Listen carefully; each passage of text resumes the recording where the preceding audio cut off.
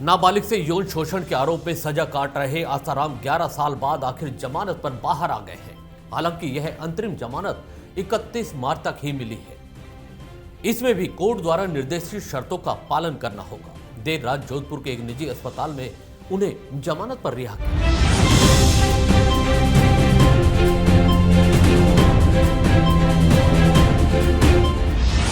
इस दौरान अस्पताल के बाहर उनके समर्थकों की भारी भीड़ जमा थी।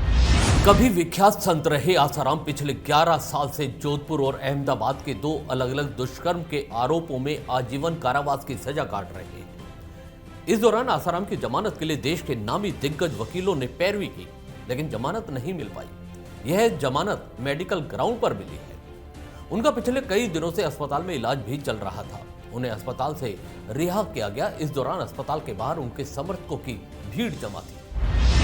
आसाराम जोधपुर और अहमदाबाद के 2 अलग अलग दुष्कर्म मामलों में आजीवन कारावास की सजा काट रहा है। गुजरात हाईकोर्ट में 16 बार जमानत याचिका लगाई, लेकिन सभी खारिज हो चुकी थी। इसी तरह जोधपुर मामले में भी बार बार अलग कोर्ट में याचिकाएं दाखिल की गई, लेकिन खारिज होती रही।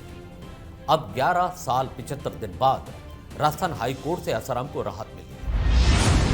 आज जोधपुर हाईकोर्ट में संत आसाराम जी बाबू की जोधपुर केस में एसओएस पर सुनवाई हुई, जिसमें जस्टिस दिनेश जी मेहता और जस्टिस विनीत कुमार माथुर साहब की बेंच ने 31 मार्च तक इंटरिम एसओएस ग्रांट की है। गुजरात केस में सुप्रीम कोर्ट से पहले ही एसओएस ग्रांट हो चुकी है 7 जनवरी को, जिसमें कुछ जो शर्तें और नियम जो पालना करने के लिए बोला है वो भी इस ऑर्डर में पालना करने के लिए कहा गया है।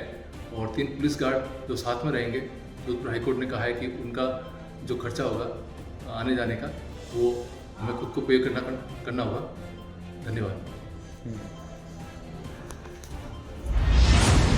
आसाराम को मेडिकल ग्राउंड पर 31 मार्च 2025 तक अंतरिम जमानत मंजूर की गई है। जस्टिस दिनेश मेहता और जस्टिस विनीत कुमार माथुर की खंडपीठ में एसओएस याचिका पेश की गई थी। हाईकोर्ट में कहा गया कि आसाराम पॉक्सो अदालत द्वारा 25 अप्रैल 2018 को दी गई आजीवन कारावास की सजा काट रहे हैं। 7 जनवरी 2025 को सुप्रीम कोर्ट ने भी गुजरात केस में अंतरिम जमानत दे दी थी। अब हाई कोर्ट भी सुप्रीम कोर्ट से राहत मिलने के बाद अंतरिम जमानत मंजूर करे, ताकि आसाराम का उचित उपचार किया जा सके। इस दौरान पीड़िता के वकील ने विरोध भी किया, लेकिन कोर्ट ने आसाराम के उपचार और सुप्रीम कोर्ट की शर्तों के अनुसार उन्हें अंतरिम जमानत दे दी है।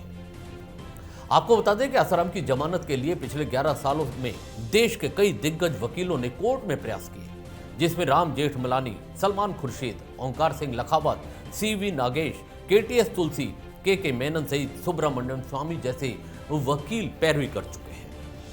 सुप्रीम कोर्ट से गुजरात मामले में आसाराम को पहले ही अंतरिम जमानत मिल चुकी थी। अब जोधपुर मामले में राजस्थान हाईकोर्ट ने जमानत दे दी है, जिसमें निर्देश दिए गए हैं कि इस दौरान आसाराम अपने अनुयायियों से नहीं मिल सकते, साधकों से सामूहिक मुलाकात और प्रवचन नहीं करेंगे और हमेशा 3 गार्ड उनके साथ रहेंगे, जिनका खर्च आसाराम ही उठाएंगे। इस खबर में इतना ही। दीजिए इजाजत। नमस्कार। चैनल को भी सब्सक्राइब करना न भूलिएगा। धन्यवाद।